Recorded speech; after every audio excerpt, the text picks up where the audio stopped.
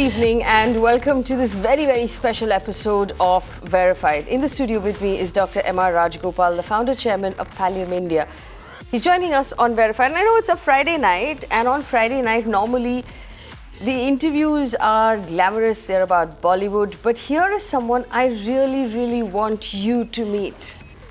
And these are the people who keep our country running quietly, without any fuss, without any noise. Which is why I'm so excited that you will meet today Dr. M.R. Rajagopal, who has been helping people across the country live through their pain. And I couldn't find perhaps a simpler way to put it. What you should also know about Dr. Rajagopal is that he's a Padmashri Awardee, he's a recipient of Human Rights Awards as well, and he's a 2018 Nobel Prize nominee.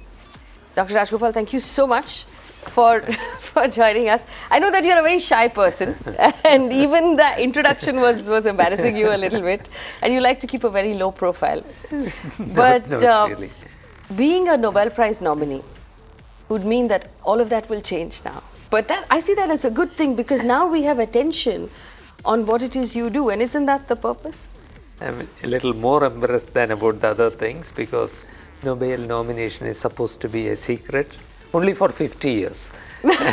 and I'm not supposed to talk about it. Okay, all right. What about, when we talk about the other work that you do, I want you to help my audience understand what is palliative care. We all understand what healthcare is, but what is this? How is this different? Can I make sure that we all understand what healthcare is? Yes, please. Health. Yes. Is defined officially by the World Health Organization as not only absence of disease or infirmity, but as physical, social and mental well-being. Is that what hospitals do? That's not what I was taught as a medical student. All our education, almost all of it, was about diagnosis and cure. Yes. Not about well-being, not about the physical well-being, including treatment of pain or anything. Would you believe it if I tell you that basics of pain management, modern pain management, are not taught to medical students today? So, no, healthcare today is not healthcare. Healthcare today is diagnosis and treatment of diseases. And even if the person and the whole family get destroyed in the process of that treatment, the treatment goes on. So palliative care is really about true health care in the context particularly of life-threatening and life-limiting diseases, but it is about treatment of serious health-related suffering. Yes. So tell me something. When you say that treatment goes on even though it breaks a poor family, what does that mean? So let's just, the average income in India is a few thousand rupees a month per family of say 4 or 5 people. If somebody in a family like that is suffering from a critical illness, how does the cost then affect that family? I think it is only 2 days back that I read a report saying that every year 55 million Indians are pushed below the poverty line because of healthcare costs. And that is something special to our country. 80% of healthcare is out of pocket. Only 20% is paid by the government or an employer or something. So when I get ill, I have to someday, it's entirely up to my family to shell the money out. So this is another reason you have brought in that relevance of the cost. Healthcare being not really healthcare, because here it is destroying health. No, that's only what I said is very much one-sided, I know. Yes. There is the other side, miraculous cures. And in my own state, that new virus infestation, Nipah virus came. The healthcare system managed it beautifully. They did. It was under control, and that's almost a miracle. So there is certainly the positive side, but I am also saying that we very often fail to see this growing destruction of our people by a healthcare system which does not look at the health-related suffering. That term is from a 2017 Lancet Commission report. Okay. The report really asks the world to look not only at the diseases but at health-related suffering. So what is health-related suffering? What does that mean? Okay, so tomorrow when I do get an illness, what will be the elements of my suffering? Certainly it could be the physical. Many diseases start as pain. My pain, and pain can be sometimes beyond your imagination. One of my patients said that what he felt was like somebody putting a nail into his ear and hammering it. And it goes on and on. And okay, pain, breathlessness, nasty fungating wounds. How many people live in India with maggots crawling around their wounds? So it's about physical suffering, Yes. but also the anxiety, the depression, the fear, the guilt, what all goes through. And do you know that 1/5 of all suicides in the country, that amounts to more than 25,000 every year in India, are caused by health-related suffering? 25,000 is a big number. For every 25,000 who successfully died, there Yes. must be, for every one of them, there must be 10 who have attempted. There must be another 100 who wish they could have the courage to attempt it. You know, we had a case in Mumbai not long ago. A very senior police officer called Himanshu Roy, who was a very tough person. He was, he was in the anti-terror squad. He was somebody that everybody knew and looked up to. He committed suicide because he was suffering from cancer. And he had withdrawn from public life. He was on leave. He had unfortunately shot himself with his own service revolver. And a lot of people turned around and said, we were never expecting this from someone so strong. Is this perhaps, in your mind, the healthcare system ignoring his suffering? Could we have helped him? I believe yes. I don't know the details. I also have read about it only from the papers. I don't know what his elements of suffering are where. I also know that we cannot take away all suffering.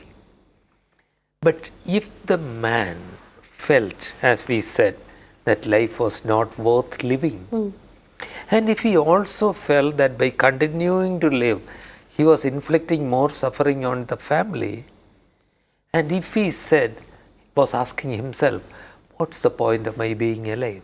Yes. Or, why has my God deserted me? Those are spiritual elements of suffering. So all this happens, and if our medical system, in addition to doing only the scans and things, could have somebody to sit beside him and ask him, Mr. Himanshu Kumar, you look sad. Himanshu Roy, What's yes, happening? yes. So Where does it hurt? What are you going through? What are you feeling? what's happening? Can I help in some way? You look sad.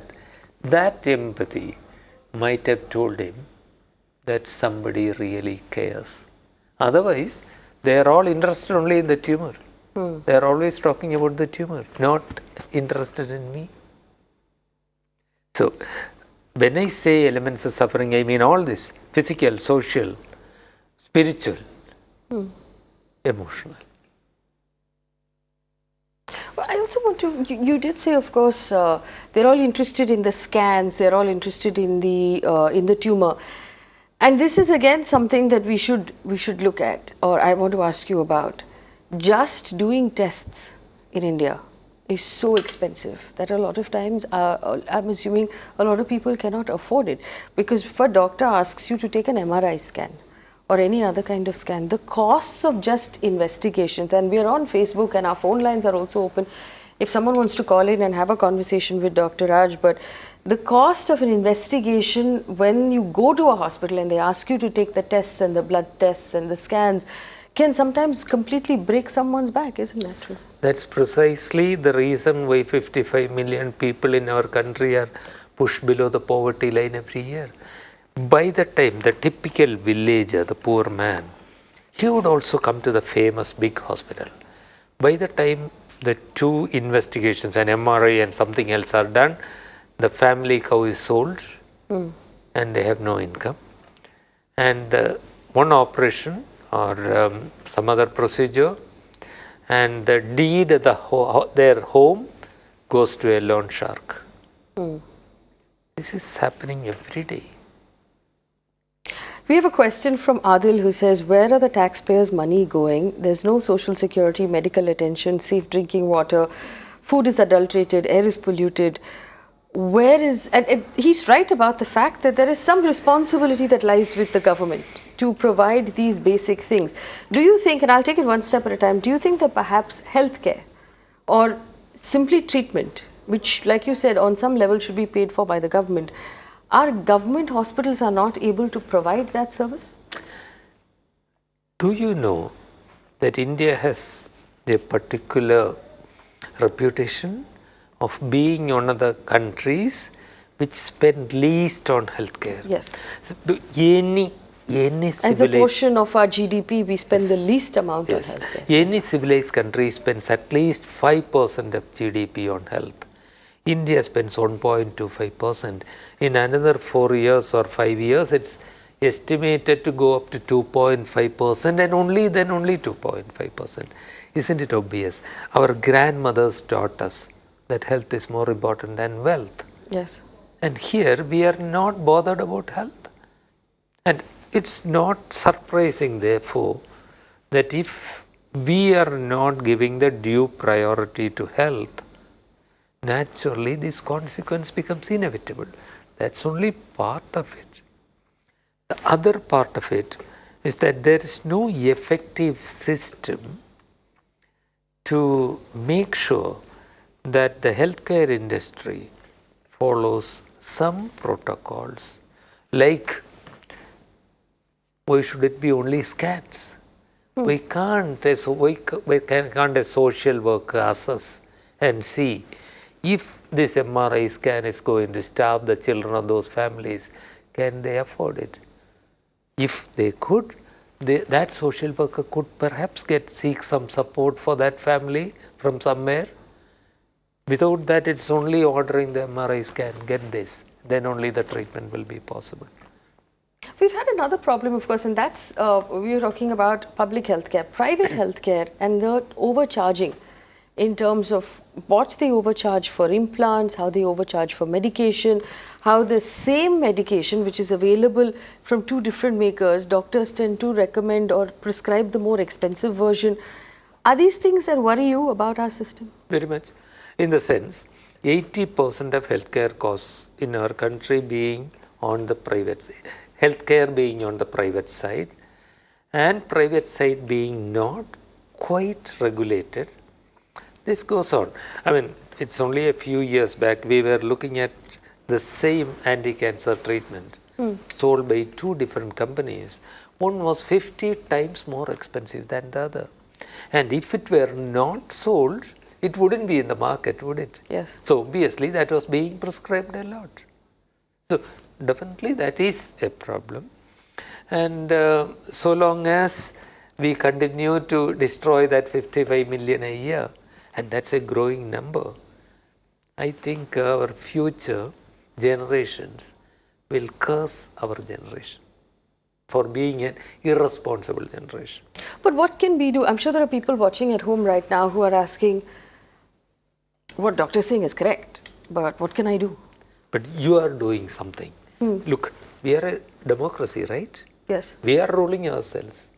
If there was a public demand for what is due to us, naturally there would be government action. Maybe not tomorrow, maybe day after tomorrow. What is due to us? What should we be demanding? I think we should demand healthcare, true healthcare, not just diagnosis and treatment at enormous cost. There should be public awareness of what you said, that our healthcare costs are only 1.25% of GDP, that we must equitably spend money on health also, and that the public sector should become stronger. Yes. and should be capable of treating me when my time comes, because I will not have enough money to go through that corporate hospital, and I do not want to go with the feeling that I have destroyed my family. Do you believe insurance companies are the solution to it, or are they adding to the problem? I think to a large extent they will add to the problem. You know why? Why? Compare the healthcare system, say in Western Europe, UK, France, Scandinavian countries, where it's socialized medicine, and compare the system in USA. What's happening there? In USA, I now understand that the healthcare costs have gone up to 18% of GDP, and 20% of the population does not get healthcare because they cannot afford insurance.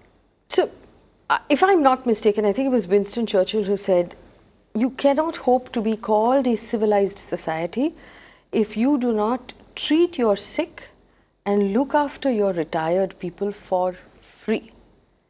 Are we not a civilized society? Because we don't do either of the two. Very sad. I hope everyone who listens do not get angry at you. People get angry at me all the time. It's all because that's the truth. If we allow that 55 million families to get impoverished, 55 million children of that generation to be destroyed, we cannot be a civilized society. And so this is an argument that is brought in. Why should we pay for the lazy people who do not want to make enough money? I think the answer is what you said. We all cannot be equally smart to get up and fight and make a lot of money. And if somebody some of us have been given better opportunities than the others. We've been given different education, different opportunities, different exposure. So if it was actually an equal opportunity world, then maybe we could have expected everybody to pay their own health bills. But it's not an equal opportunity world, and we know it. Absolutely. In our heart, we know it. Absolutely. And a society, if you walk along the road and your companion slips and falls, wouldn't you lend a hand? Yes. And if we do not do it as a society, we cannot be called a civilized society. I want to ask you a couple of more questions, but we have some interesting questions coming for you from on Facebook. Vidhi writes in saying, sir, you stated that WHO has defined health as complete physical, social, mental health being. Doesn't that mean that there is a need for complete reform of the Indian medical system to change the way doctors treat their parents in order to bring about the betterment of the healthcare system in India? And I'll add to that question.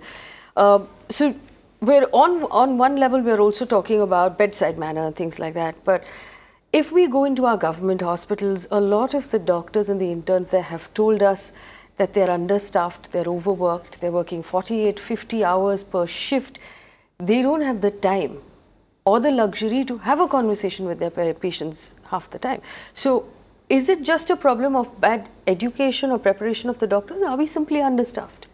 To Vidhi, I would respond saying that yes, that's not only an Indian problem. This inattention to healthcare and attention only to disease is a global issue. That's a global transformation that happened in the last half century with more and more technology coming in. This is absolutely true. Yes. As we are spending only 1.25% of GDP on healthcare, naturally there are not enough staff. People are overworked. That is true. We all get angry at what is in front of us. That's the nurse and the doctor. And we've had some assault cases on these doctors. And that's as well. growing. Yes. People are unhappy. That is true. There is a lot of anger. But at the same time, and that has to improve. I'm not saying that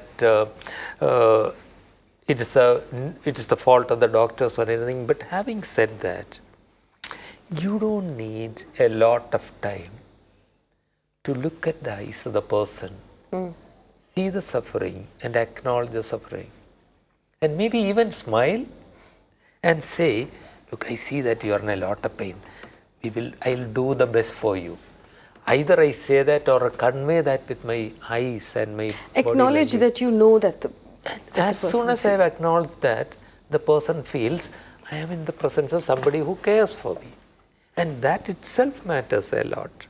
But you do a lot of work with children as well. Yes. And for children who are critically / terminally ill, it's dealing with the pain is even more difficult, because it's difficult to explain to them why they are having to deal with that pain. What sort of work are you doing with children right now, and what has your experience been?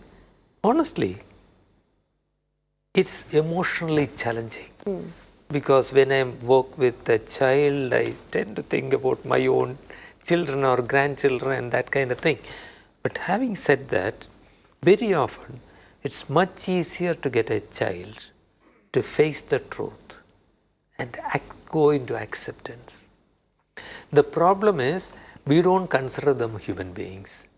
We think, oh, they are too young to understand. It is true. A child of less than 5 years cannot even understand that death is irrevocable. You say, Papa is gone, dead. So when will he come back? Will be the answer. They cannot. But older children very often are able to face issues more bravely than adults and come to a state of acceptance. They ask simple questions. You don't give complicated answers. You don't use long words like squamous cell carcinoma and things like that. So give me an example of a conversation you would have with a child who's critically ill. A mother of a child with cancer came running into our clinic and said, I have just come here to cry, and started crying in front of with a volunteer. So the story was, that morning the child asked, Mom, will I die before you? And she just handed the child over to the mother in the next bed and came to cry. We persuaded her to bring the boy across, 8 or 9. He knew he had a leukemia. He had recently heard that leukemia is cancer. So I brought the child and I asked him, hey, I hear you have been asking questions about death. Ask me, I'll answer them. Leukemia is cancer? I said, yes. Why did you ask that? He said, when people get cancer, they die. I said, no, that's not true. Especially in children, a lot of cancers are curable. And your kind has a very good chance of cure. He said, okay, but if it doesn't get cured? I said, if it doesn't get cured, what's your question? Won't I suffocate when they bury me?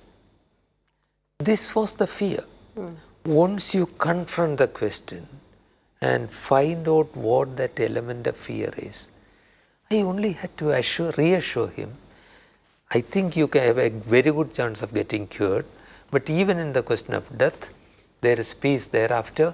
There will be no suffering at all, and that's something that I'll guarantee. Do you have any other question? And the boy asked, can I go and look at that computer? Finished. Yes. The problem for him is solved. It is not, you can't generalize. People are different. Children are also different. But often they are much braver than adults. So we have some interesting reactions as well. Naresh has popped in on our Facebook. He says, I think healthcare centers should come up with some kind of psychological support as well, along with treatment for family members as well as the patients, and it will go a long way in boosting the morale of patients and their family as they fight diseases. A test can be done in 15 minutes. This is Premi Vinod who says, but it takes 1 day in a hospital, in a government hospital. By the time the test report comes back, already the condition might have deteriorated. So what is the point of going to a government hospital if you already know you're not going to be treated in time? And this is the important thing. And obviously, our government healthcare or our government hospitals are meant to take a certain load. And people feel that if it is serious enough that they should go to a private hospital because they will get better care in a private hospital. And maybe that is why private hospitals feel like they can charge whatever they want at this point, because it is all demand and very low supply. I would agree totally. Again, I thank you, Naresh, for re-emphasizing that point that government healthcare system has to be strengthened. And he said something significant. Palliative care by definition is improving quality of life, not only of the patient, but also the family. We seldom recognize that the whole family is struggling and suffering, and we call them bystanders and consider them like pieces of furniture. Just to call when we want something done, their suffering also is not acknowledged. So as Naresh asked, in the healthcare system, that may not come in my time, but I am hoping that it will come in when you need it. That healthcare system will not only have a doctor looking at the tumor, but will have a social worker who is able to smile and ask you, Yes. who are you? What can I do for you? You seem sad. Want to tell me about it?